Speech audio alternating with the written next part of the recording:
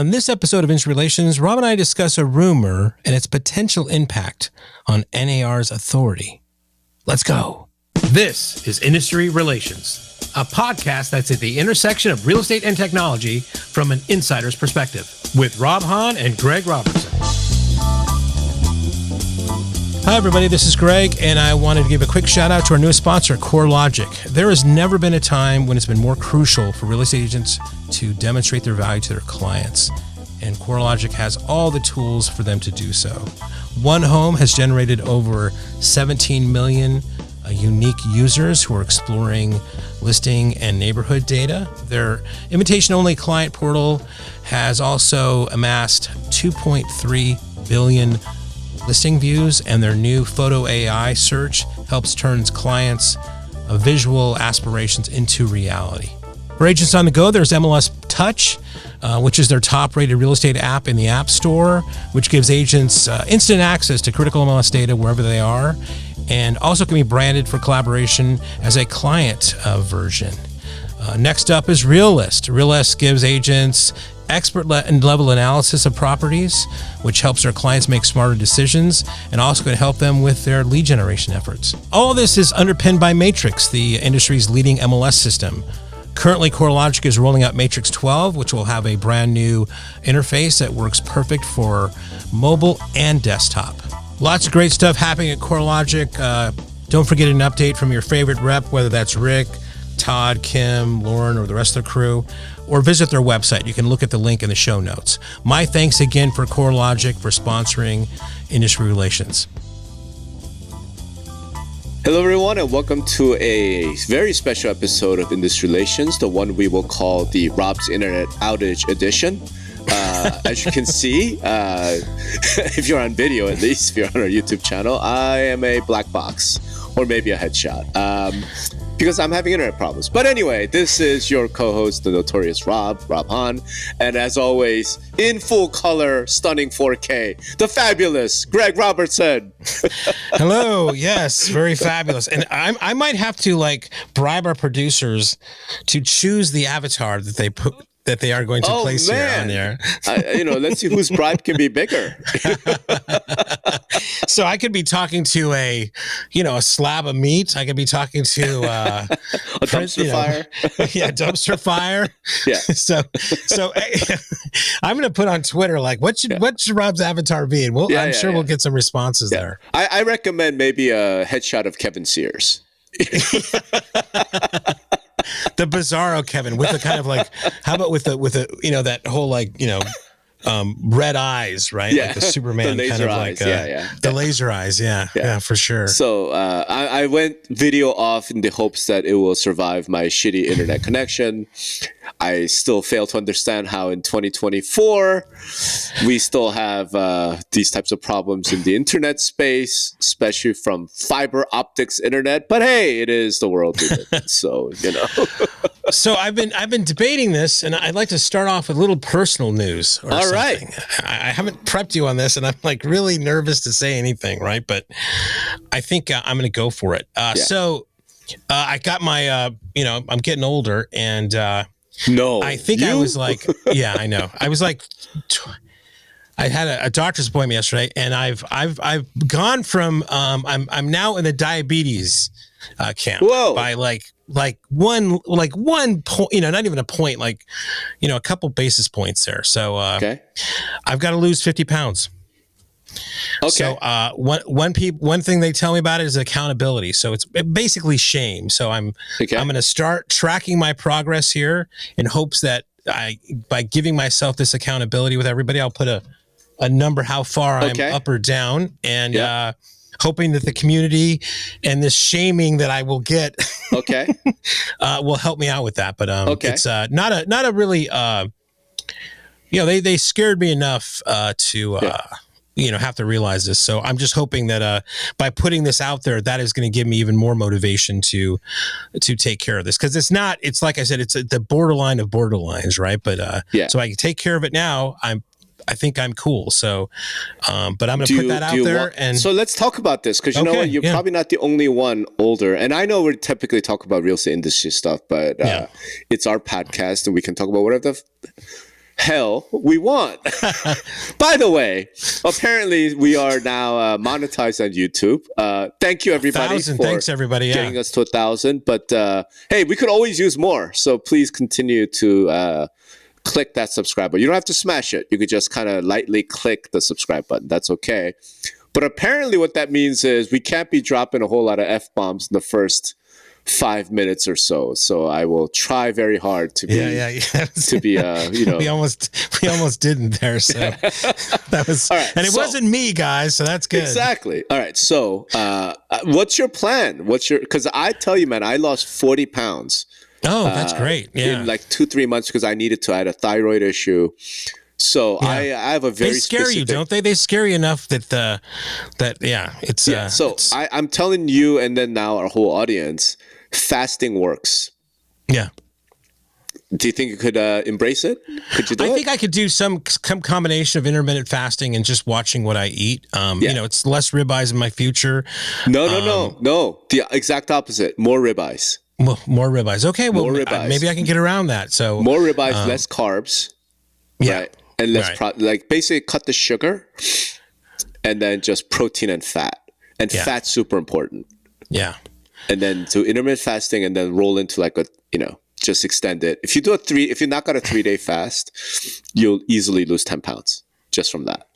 Well, we'll see. I'll be keeping progress here on the murder board. We're going to murder some fat on the board. So that'll be a good thing. All right. One other thing I want to talk about too before we get on is that you might have noticed I've got a cap on here, and I just want to say a huge thank you to CoreLogic, who is now committed to sponsor the Industry Relations podcast, and that's going to be CoreLogic. Thank you so much, at least through the end of the year, and unless we really get in trouble. But Kevin and Kim and all the Davey, everybody over there. I'm really, really excited about this and thanking them for making this happen, and shows a lot to me. I think for you and I, Rob, we're reaching a bigger audience. There's going to be a lot more topics to talk about with just this commission lawsuits and everything else. So, but thank you so much to CoreLogic and those guys. Indeed, I really, really appreciate this. And thanks a lot, Kevin. I do appreciate it. Thank you, guys. And since you are listening, please go spending a lot of money with CoreLogic, so they will have additional funds to throw our way. That would be nice. So we could pay our producers. Yeah. So plug into the matrix, everybody. Exactly. Plug into the matrix. Exactly. Okay. So CoreLogic actually might be a good segue into what we want to discuss. Only because CoreLogic is one of the major vendors for this MLS. So it is now time for rampant rumor mongering.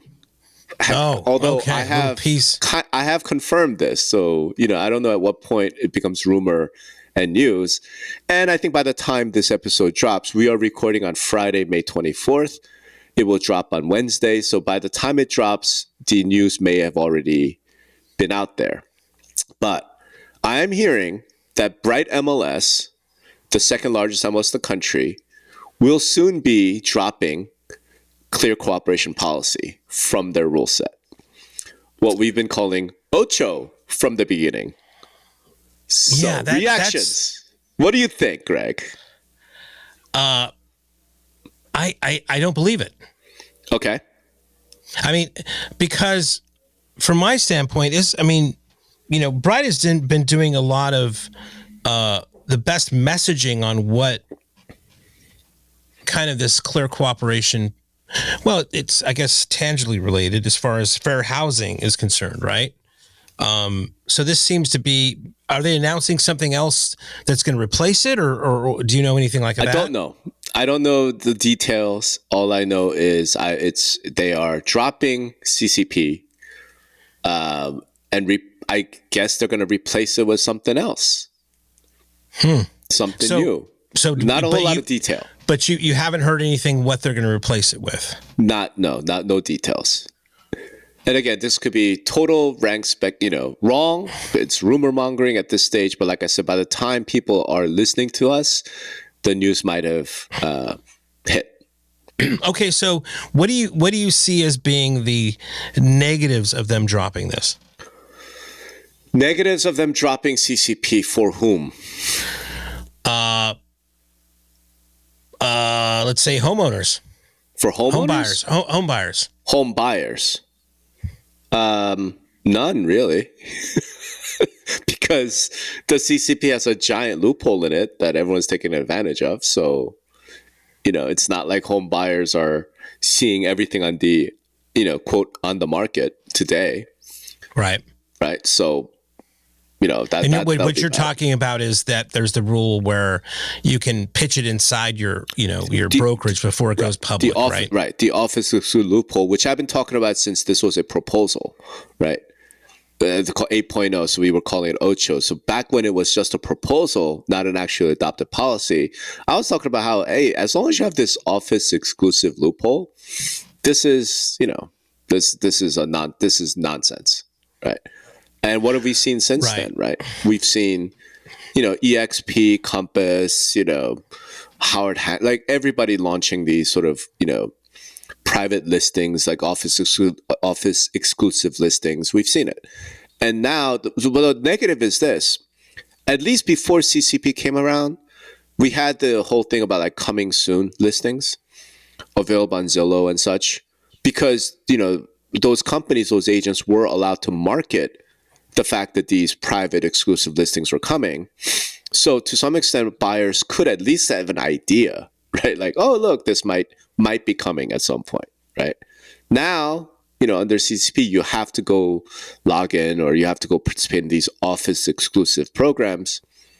So I don't see a negative for that. Yeah, but I mean, to me, like, why I think I don't believe it, and maybe it's because we don't understand what they might be replacing it with, is that I don't think this strengthens the MLS. Okay. I mean, what you're doing here is more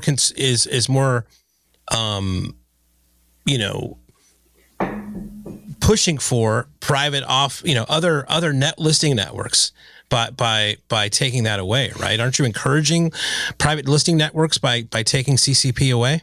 Possibly, but that might be why they're dropping it, right? Because the Department of Justice has gotten active again in the PLS, the lawsuits basically against NAR around CCP.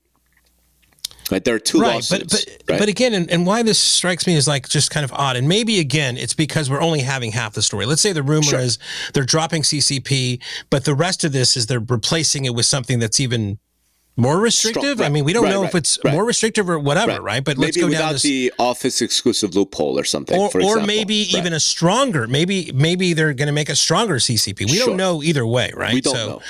Right. So to me, because Bright especially, they're the ones that have put out a great study about how putting listings on the MLS, it's just a better situation, and it's more, you get more dollars for that, right?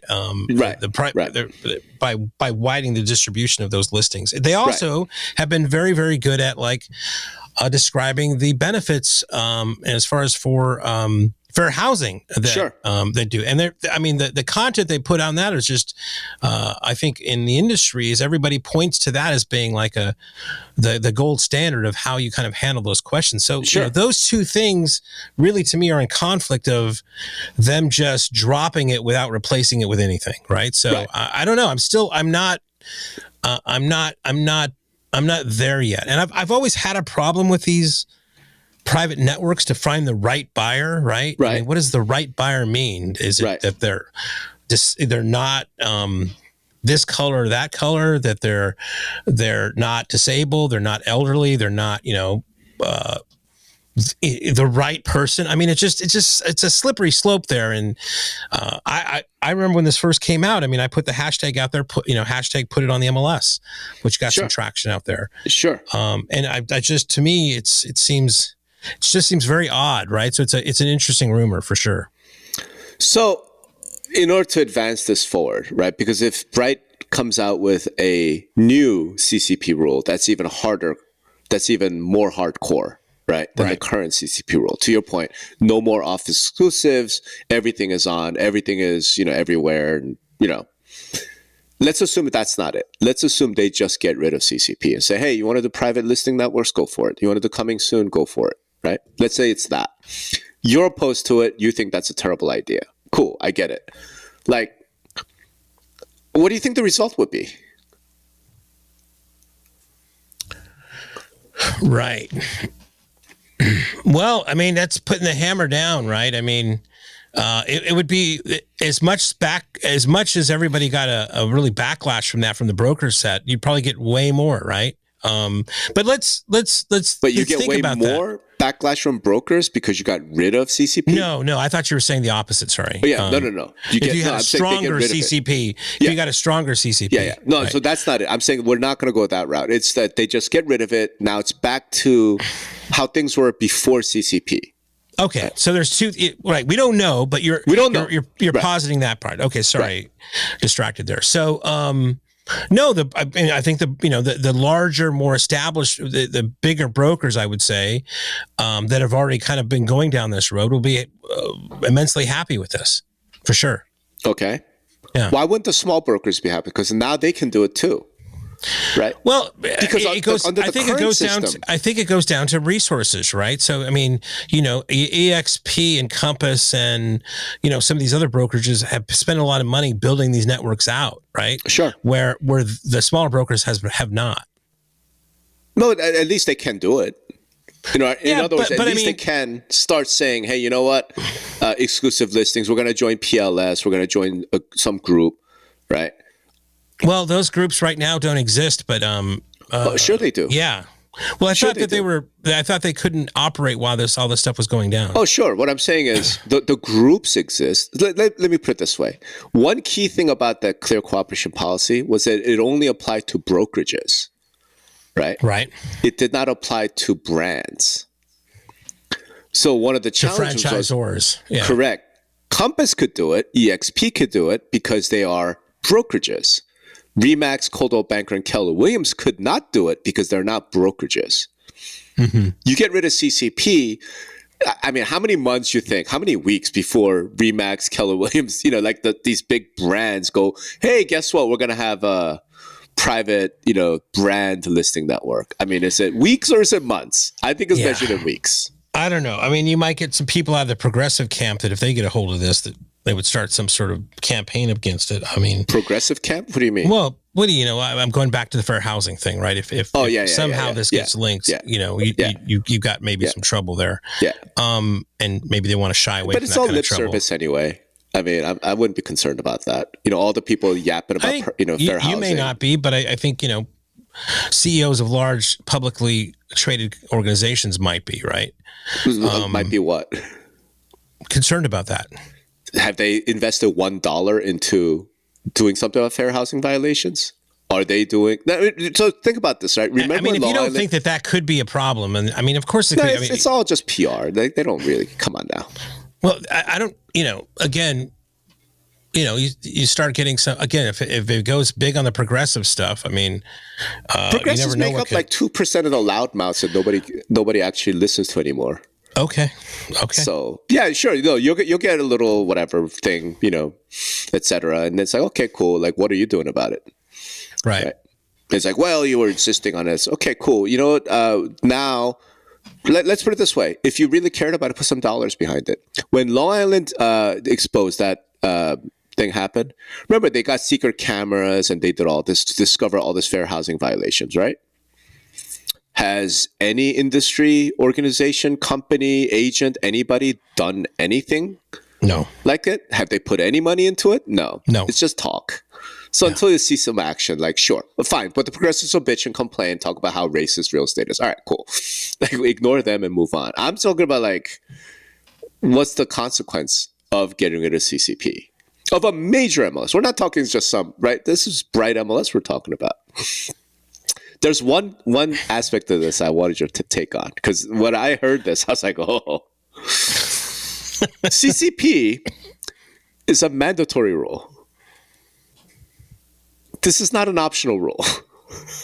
Yeah, so what I was going to what I was going to pull the thread on there, as we say here on the Industry Relations Podcast, is that you put it in the framework of like, or you could put in the framework of almost what Bright did, and Bright would be the one I would say, because Northwest MLS was not owned by NAR. That's Northwest MLS was the first ones to put the listing, That's right. the buyer's compensation field on the MLS, and then others. But you could not do that if you remember of NAR. Bright went ahead and did it anyway, right? Right.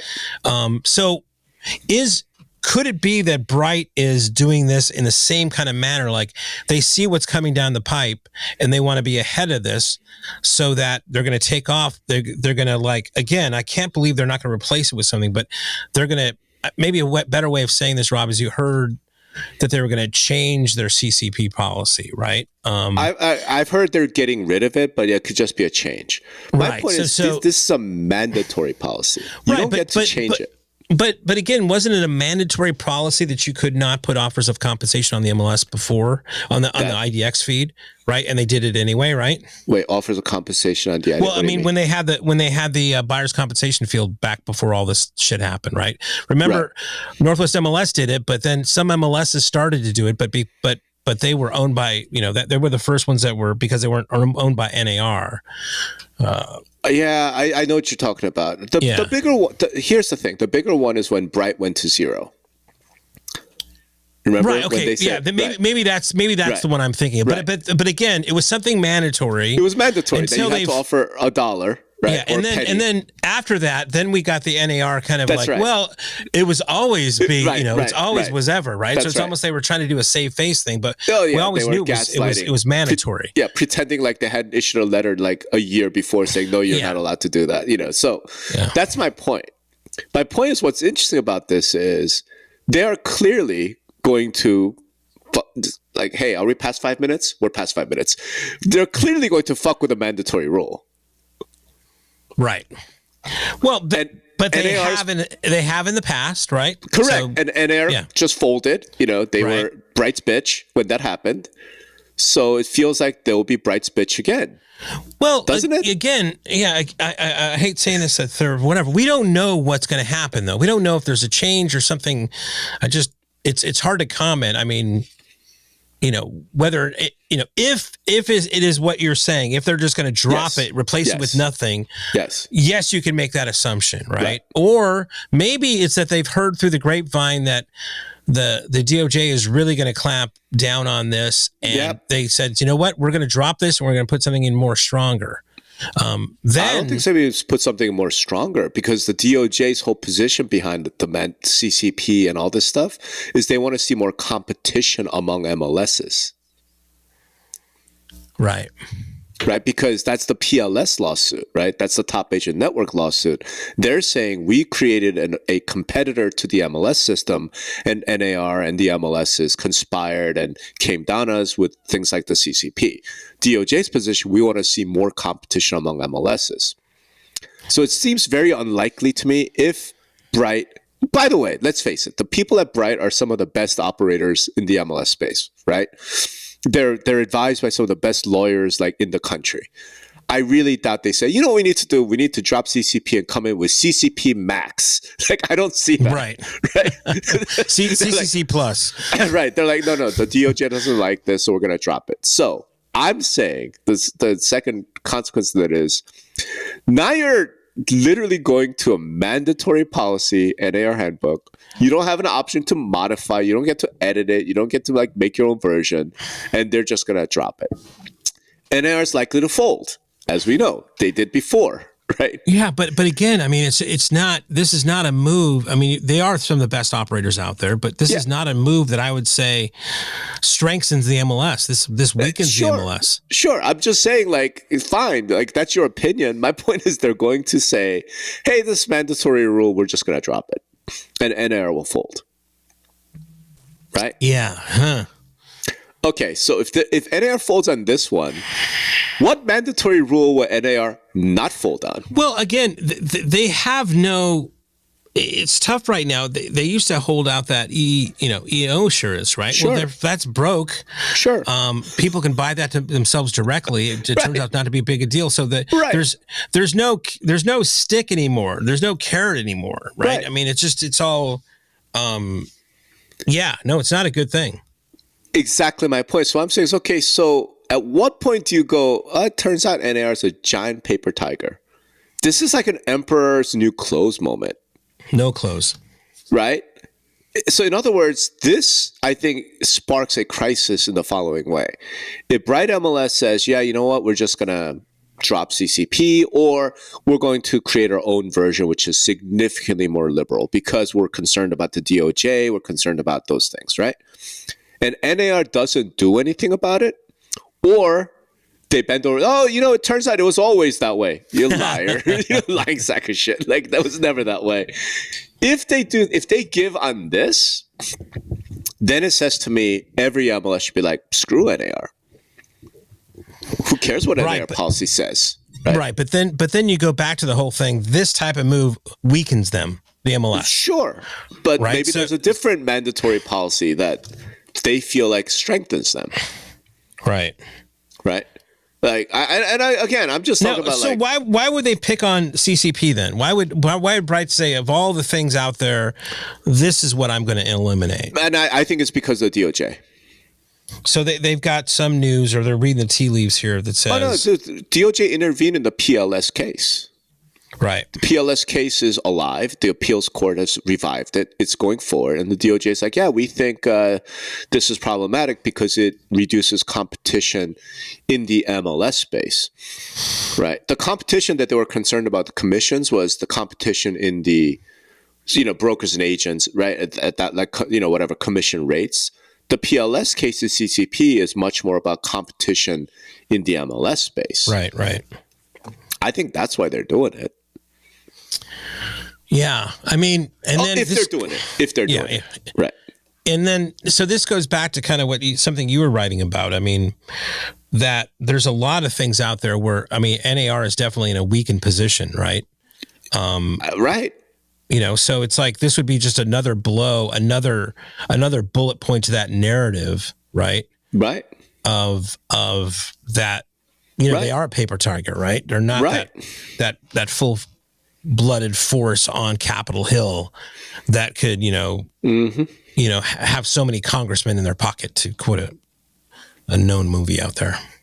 I mean, so it's a real interesting thing, because here's how I see it. Let's say Bright does this, NAR does nothing, or they keel over, right? I mean, if you're Art Carter, do you not think about doing this? If you're Stellar, if you are, take any of the top 25 realtor MLSs out there, right?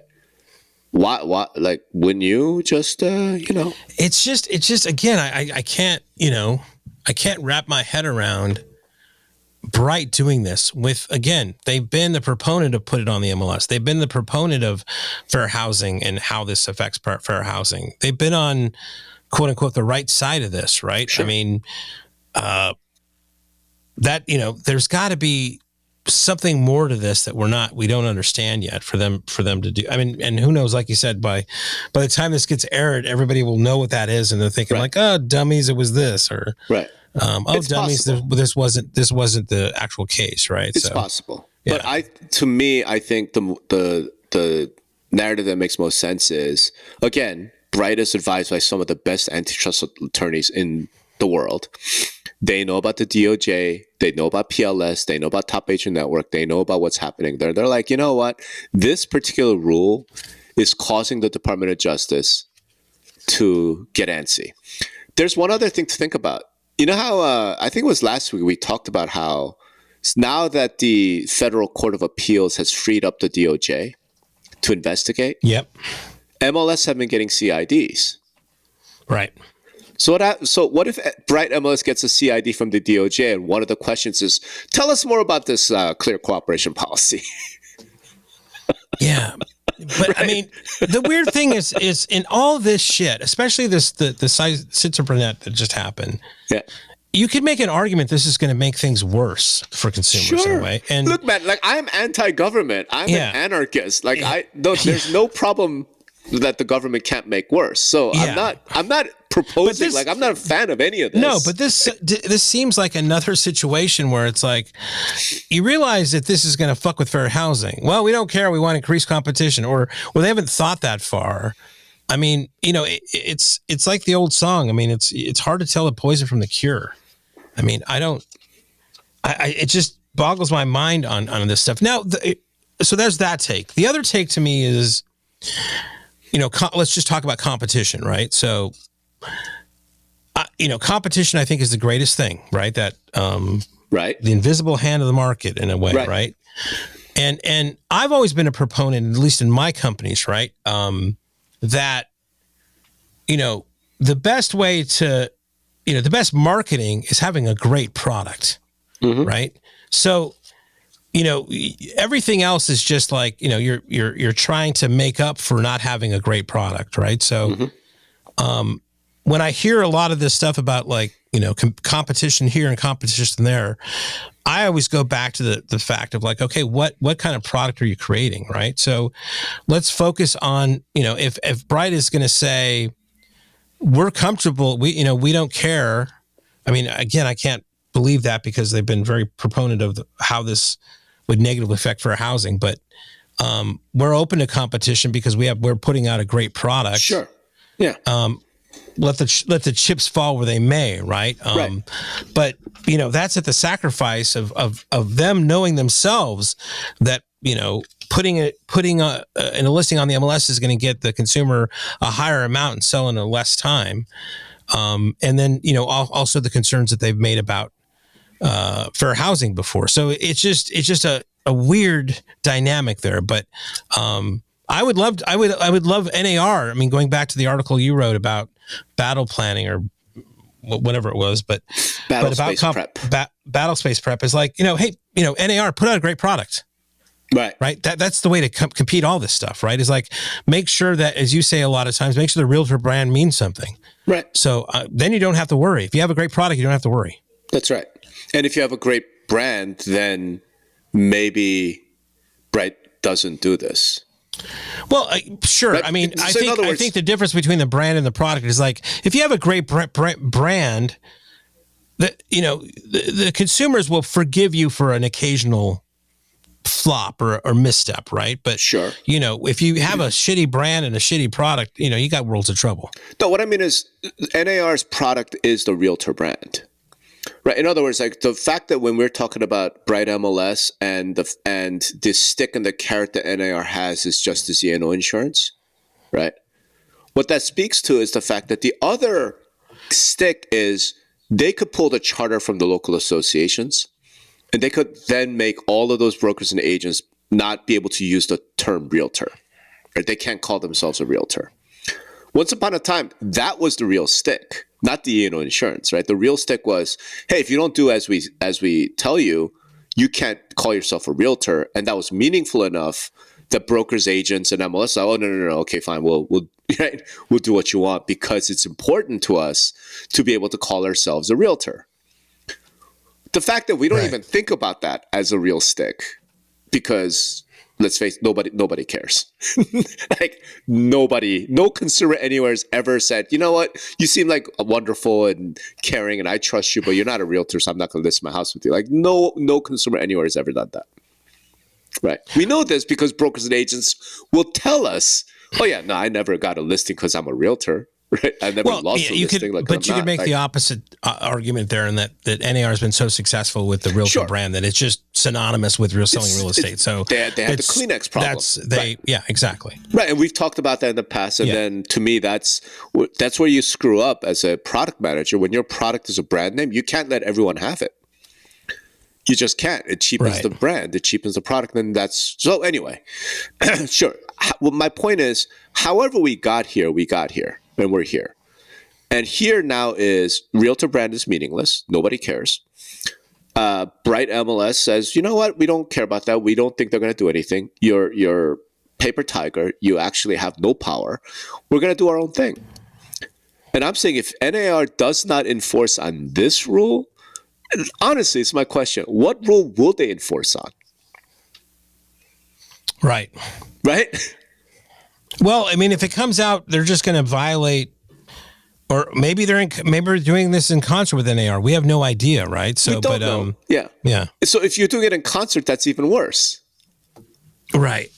That is okay. So What? Okay, let's throw this out. Out then. I mean, we don't know this, but maybe you're just hearing the kind of exhaust of what is bigger happening at the larger side. Maybe NAR is throwing out CCP, and Bright is just going to be It just got out that Bright was preparing for this because they had advanced knowledge. Where NAR is going to drop CCP? Yeah, sure. Why not? I mean, how do you do that without? Hold on a second. Okay, how do you do anything? I mean, this is a mandatory rule. How does Bright disregard a mandatory rule? I mean, if we're going to throw out a conspiracy theory, Bright doesn't care. I'm saying if NAR, like for NAR to change and drop a mandatory rule without discussion at the MLS committee, without a board of directors vote, what is that? So let's say you're right? We find out Katie Johnson comes out and announces we're dropping CCP. Isn't there some question as to what's the point of the committees? What's the point of the board of directors? What's the point of all this voting and discussion? If your executives... Did they put the settlement in front of the board to vote on? No. Yes. I mean, they make some... They didn't go down to okay, here's the committee. We're going to vote that anybody over $2 billion this and anybody less than $2 billion. I mean, they never went over that kind of thing. There was a board vote to accept the settlement, or at least a leadership team vote. Right. Maybe there's a leadership team vote that we didn't know about. Okay, right. And at that point, you have to then say, okay, cool. NAR is just oligarchy. And, they should just get rid of the board of directors. They should get rid of these conventions. It's a lot of waste of money. The only people that matter are the 15 people on the leadership team. But you have been, and I have been kind of proponents of making them less dependent on boards, right? So, yes. Don't you think that's a little bit disingenuous to say, well, we've been telling you to have less of those board of directors, but now we're going to call you an oligarchy? We are an oligarchy, but this is the worst of both. I'm saying what I wanted was more of a bottom-up corporate structure, where the directors of the NAR board don't get you don't get separate appointments. My thing was locals should send reps to states. A state should send reps to NAR, right? And those are the ones who should govern. So if you want, let's say that the NAR board was 100 people, 2 from each state association. Mm-hmm. And the state association picks who the board members are. Okay, well, the state association is comprised of all the locals, right? That's not the situation today. I mean, you can look at the NAR Constitution. It's all these people, if you're local with this many members, you get this many representatives to the board. Okay, this is the worst of both worlds, right? So now we have 900 whatever people on the, quote, board of directors who don't do shit, apparently, who don't make any decisions, right? It's like leadership team. Okay, how do you get on the leadership team? Who the hell voted you on to the leadership team? Not the membership, right? So that's what we're talking about? Yeah. So no, I don't think this is NAR is not dropping CCP. Right. This isn't in concert with. Yeah, we'll find out. I mean, we've got the long Memorial Day weekend ahead of us, and then would they want to drop this during Memorial Week, short week there? I don't know. So like I said, it was worth us talking about because that's our job, that's our role. So I just it's the thing that's fascinating about to me is if an MLS is allowed to ignore a mandatory rule, what other mandatory rule is the MLS allowed to ignore? Can they ignore the net listing rule? Right. It's another Pandora's box, basically. Can they exclude the definite and final determination date as negotiated between participant and seller? Can they ignore that rule? What rule? So once you get to that point, it's okay, then why does anybody care what NAR's MLS policy handbook says? No, right. I mean, right? It's all optional. Again, that's why, I'm thinking what is this? What is this really all about, right? Yeah. What it's really about is fragmentation of a once powerful and important institution. And after my last post that I read, I'm like, this is smart by Bright. Right? Bright should get as far away as possible from the inevitable blast radius that is coming. Right. Yeah, so let's make a bet here, right? So, Sure. Don't have me a steak dinner. I don't think this is big enough for that, but Fries. yeah, fries. Side dish at the steak dinner. How about some gratin potatoes to go with the steak? If we're ordering by the glass, right? Right. So, I think that they're not getting rid of CCP. I think they're replacing it with another version of CCP to get away from the mandatory kind of thing. This is our version of CCP. Okay. That is going to be, in their minds, still has a little teeth to it, but will also what they think, and nobody's going to be able to satisfy the DOJ or the FTC. But that's what I think. I think they're just going to how about this? They're going to update their CCC policy. That's what this is about. They're going to update their CCP policy. Yeah. Okay, will this update result in a policy that is stronger, weaker, or the same as the current policy? I think stronger. So what side are you on, right? Are you on the side of stronger for fair housing or stronger for brokers? Yeah, stronger for more mandatory shit in the MLS versus fewer mandatory stuff in the MLS. Or the same amount of mandatory. I think it's just going to be different. And I think they're going to be able to, anybody will that's a pussy. I know. Okay. So, I would say, well, I'm just listening to you. I guess it's going to be stronger for the brokers. So weaker, so stronger, weaker for the brokers. So weaker. No, I say stronger for the brokers, I think. Meaning it'll be less mandatory. Correct. Fewer mandatory. Yeah. No, I'm listening to you. Yeah. So I'm liberalization. You've literally been in my ear for the past I know. 45 minutes, right? So the CCP, whatever replacement, will be less onerous for brokers than the one that is currently in place. That would be my bet. I guess we'll that's probably my agree. bet. Yeah, we agree. So there's no bet, Yeah. I'm certainly not taking the other side of that. So we'll buy each other some fries or potatoes au gratin. Yeah. All right. Look, with this internet turmoil I've got going on, I think we're pushing our luck if we try and keep it going any longer. So why don't we wrap there? Again, I apologize, everyone. But you can blame quantum fiber, and I certainly will. But we are all going to root Greg on his weight loss journey. 50 pounds, man. Board updated shortly. And then shame me. Hold me accountable. It's not shame me. Dude, it's real easy. You just go intermittent fasting, right? Mm-hmm. Lunch and dinner, right? That's 16-8. Okay. Once you get used to that, that's real easy. That just means you don't have breakfast, right? Then you start skipping lunch. Now you're 1 meal a day or 24-hour. Yeah. When you get used to that, then you just skip a dinner. Now you're 48. Right? Yeah. Sounds easy. No, it's actually easy. Like, give yourself 2-3 months because your body will acclimate. The main thing is you just want to make sure cut sugar, cut carbs, and then have a lot more fat. And then when you're ready, you skip 2 dinners. That's 72. It's not that hard. Yeah. I'm going to try to do I'm looking towards the end of the year, like 6 months or something. So that's it. Before we go, Rob, I do also want to mention thank you again to CoreLogic for sponsoring Industry Relations. Absolutely. Kevin Green, Lisa, Kim, Davey, all you guys over there. Thank you so much. We really appreciate it. Keep this going. And really, it's just going back to the producers of the show. Just thrilled. Thank you so much. Yep. Appreciate you guys. And look, we appreciate our audience because if we didn't have the listeners, then CoreLogic wouldn't even have thought about any of such things. That's right.